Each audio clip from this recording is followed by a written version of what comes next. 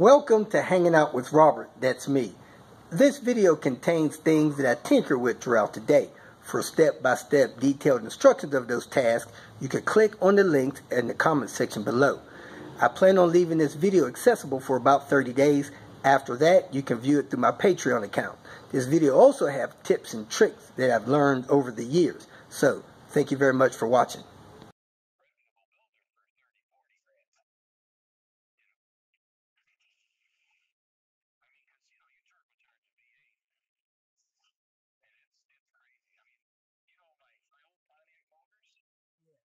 Guys have been turbocharging those, and there's a guy that sells the headers and all the basic kit. You know, they've already done it. Guys have already done it, and you can get over 1,000 horse out of a harmonic. You know. Yeah, because I mean, labor is something. Labor is very real. You know, And it's not just labor, too. It's talent, it's knowledge, it's experience. Yeah. It's yeah. you know. I mean, and that's what I used to charge for when I was doing real estate deals. Yeah. You know, people ask me, will you reduce your commission? Swapping out these R seats in Panther. You know, the primary reason I'm doing this is so I can leave my seats here at Swedish Car Parts. They're supposed to be having seat skins made, and they can dissect my seat and reupholster it so I can go back to the official T5R seat. This is the T5R seat, Alcantara on the outer edges. As you can see, my seat and cushion is worn out. That's what 460,000 miles does. So the seats I got from the salvage yard the other day aren't half as bad. You know, if you want an R interior, you gotta buy R interior seats regardless of the condition. If you want to sit around and think that you're gonna find some mint seats for sale, man, I doubt that's gonna happen. Those seats are likely gonna be sold with the car, and you can buy a whole car. That's absolutely acceptable. However, if you want R seats to convert your car to be more like an R, you got to get the seats whatever condition you can get them in, and then just have them reupholstered. You can have them reupholstered $900 or $1,000, which ain't the end of the world. It's cheaper than buying a brand new R. So it's your call. Do it every way you want. If you got some R seats available and they're a little roughed up, man, grab them and get them reupholstered. However, these T5R seats are the same structure and shape as all the seats, the standard 850 seats from 94 all the way to 97. Here we go, another comparison. This seat here is an R seat. Got a little wear there. Alcantara needs to be shaved with a lint shaver. Leather's starting to crack. Here's my T5R seat here.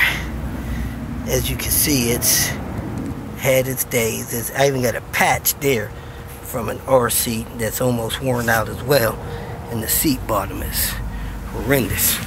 So, what do you guys think? Right or left?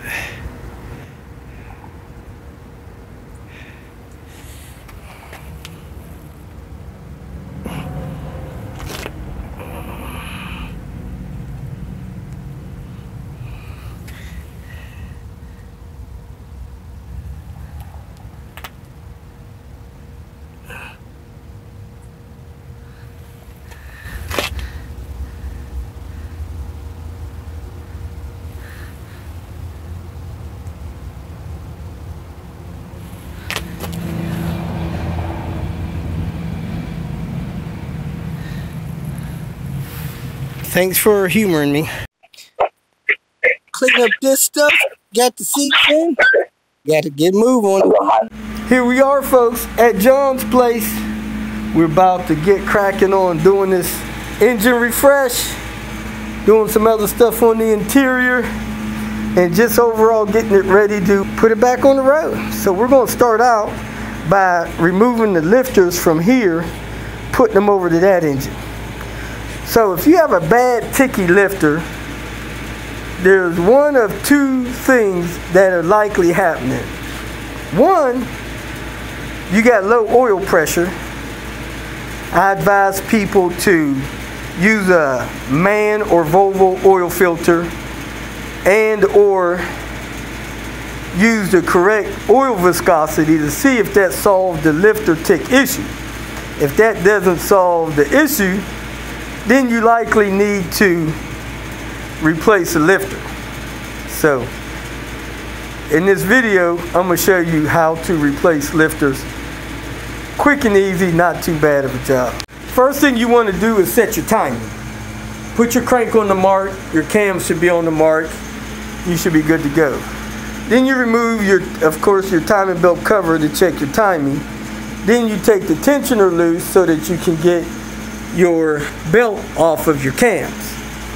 You can come back here, remove the distributor, remove the cam sensor. Then you want to take your spark plug cover off. You can leave the spark plugs in, pull the wires, set them out of the way. Then you want to pull the bracket that comes through here and through this bracket here, a little bracket, 2 10mm screws. Now this cam cover is held down by 40 screws and is glued down with the anaerobic sealant. I don't think it's really necessary to take the screws out in a pattern, but I like to keep them in the order they're in. They go back in the hole they came out of.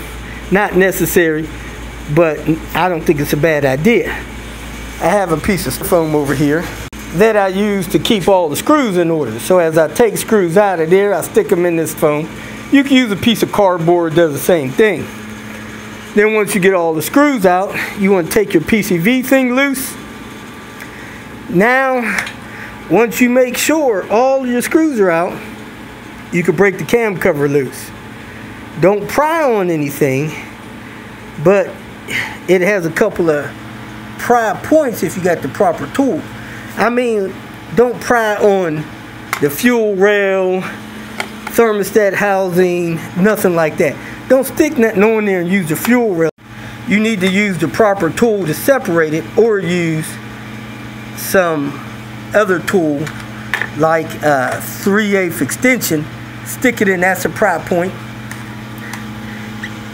That's an expansion pry point, and you got a couple on the back.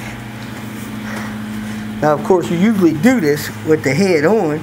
You got a pry point there, a pry point there, and a pry point there. What I normally do is take a 3/8 inch ratchet extension, stick it in there, and use that to try to separate that. Sometimes when it starts to come open, I have to add a little flat tip screwdriver in there to wiggle in there to crack that loose. Sometimes if the crank is on the mark, I'll put something on the cams, roll the cam around. Sometimes that'll pop the sealant loose from the anaerobic sealant to lift this up. Again, you got to have your crank sensor off, your stuff off here for it to separate. Then once you separate, you'll see it. So let me pick up from there. We have all of the screws out. We almost missed one. Easy for these screws to hide. I've missed several of them. About 1 out of 5 times I miss a screw. But you gotta make sure you have all the screws out. This is the proper tool for spreading those pry points. This goes in there, you squeeze it, pops it open. It's not easy, but it pops it open. Other than that, let me show you what I do. I take a 3/8 inch extension, stick it in there, pry up and down. If I don't get it a good enough bite, I'll slide a flat tip screwdriver under there. Then I'll put the 3/8 extension in there. But since I have my tool, I'm gonna use it. I got the cam cover popped loose with this tool here. You can get those, like, I don't know, off Amazon, 30, 40 bucks. Maybe other places as well. Then you want to lift the end up on the cams straight up. You don't want to lift it up from the back because you can mess up the journals up here. Lift this straight up. Get the cams to come out of that cover when you lift that up. And don't damage those journals. and then you'll see the cams. So let me go ahead and do that, and show you what's next. The cam is stuck in the cam cover, so what I'm gonna do is I'm gonna hold this up. I'm gonna tap this a little bit with a mallet or something to get it to free from the cover. I want the cams to stay down in the head, and lift the cover off of the cams. See, right now they're trying to come up with the cover. I don't want that to happen. Okay. All right, so I lifted up, I tapped the cams out of the top of this cam cover, and I'm trying to work this up out of here. Something's acting like it's hung up back here.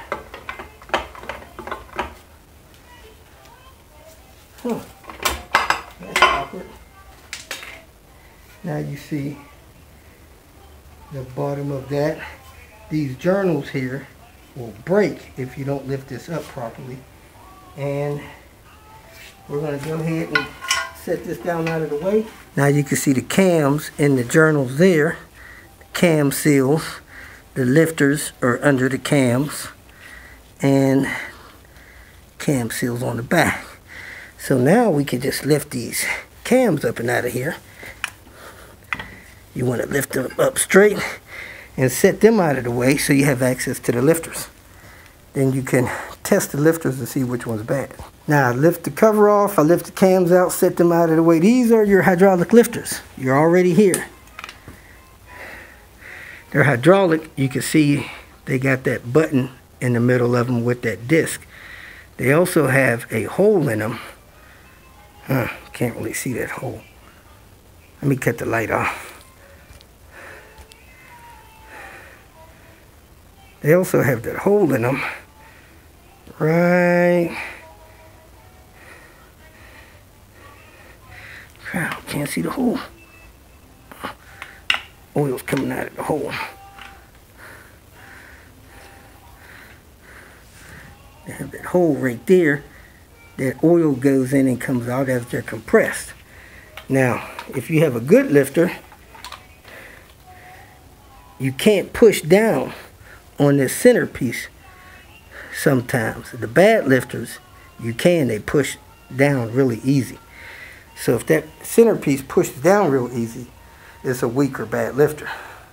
You want a lifter that is harder to push down. Now, before you put your new lifters in, I advise you to soak those things in a tub of oil so that they're saturated. Hopefully they get some oil inside of them so that when you start your engine, they're not all dry and need to start pumping up with oil, because they'll make a racket for 4 or 5 minutes, sometimes 15 minutes. And what the manual recommends that you do, if you got noisy lifters, after you do one of these jobs, you drive the car around passively until the noise goes away. So I'm going to remove all these lifters. They're hydraulic, so they don't need to be kept in order. But I want to check them all, see if I can see any of them that's soft. Like this one here. It goes in and out very easy, and I'm not used to that happening. Most of these are really soft and spongy. A few of them are harder to push down. This one here barely moves. This one here doesn't move at all. That one's pretty hard. The rest of them are very spongy.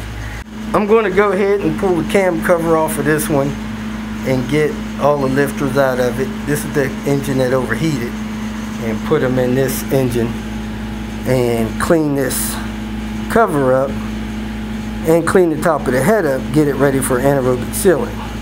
Don't remember if I showed you guys this, but these broke, I think mainly because the head overheated and damaged the wires. Couldn't even get those off, they broke coming out. I've never had that happen to the Volvo bogey cores before. We have the donor here. We also have what I call a donor transmission. So if anybody needs a transmission in the Illinois area closer to Chicago, let us know. Next few days, you can have this thing, come get it. This We're going to remove these lifters, put them in the donor car engine, and keep it moving. About halfway through 96, Volvo switched from the original hydraulic lifters there to this style of hydraulic lifter here. So these are the lifters that's going in this engine. These are all very hard to compress.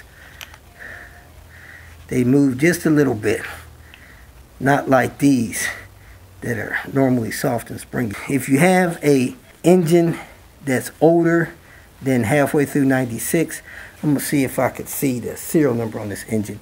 You want to switch to the newer style lifters. They don't have half the issues that these lifters have. These lifters actually also cause lawnmower syndrome. So it's more common for cars that have sat up to not want to start because these lifters are totally collapsed and they don't hardly open up the valves when you try to start the car after it's been sitting a long time. So you want to switch to the newer 96, 97, 98 hydraulic lifters if you have the opportunity to. These are the ones you want. These are the ones you want to get rid of. Again, these lifters have oil feed holes. While they're riding in the head, they'll move oil.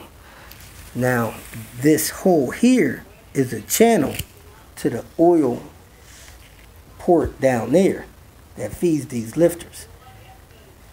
So normally when I load lifters in for the first time, I line that hole up with that hole so that they have an easier and better chance of getting oil quicker. I don't know if that matters. It's just something I do and try. I have one of the newer style lifters in my hand. I'm gonna try to push the button. I can push it, it moves just a little bit, enough to ooze just a little bit of oil out. See that? Got the top of the cylinder head all cleaned up. I got the cam cover all cleaned up. I found my oil well seals. I'm about to go over it with anaerobic sealant and put the cams in here and lock this thing down. First thing I'm gonna do is make sure my crank's on the mark. Crank on the mark. Is it on the mark? It should be on the mark. To verify that. I don't know if I checked it before I pulled the cams out. Let me check that. The timing was on the mark. If you look down in there, you see the little notch right there at the oil pump nipple. Took the harmonic balancer off. Now you can really see that mark in there on that timing. They all have it, folks. It's there.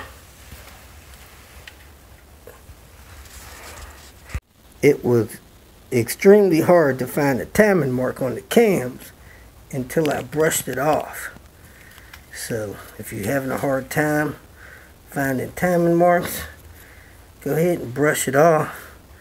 That way you can see the mark easier. See it there? If you feel that this information was useful, please like it and share it with your social media friends. You can subscribe to my channel so that you will get notifications of future videos that I post. You can follow me on Twitter, and if you need to contact me directly, please visit my website. And if you have any questions, leave them below, and someone or myself will reply to them. Again, thank you very much for watching.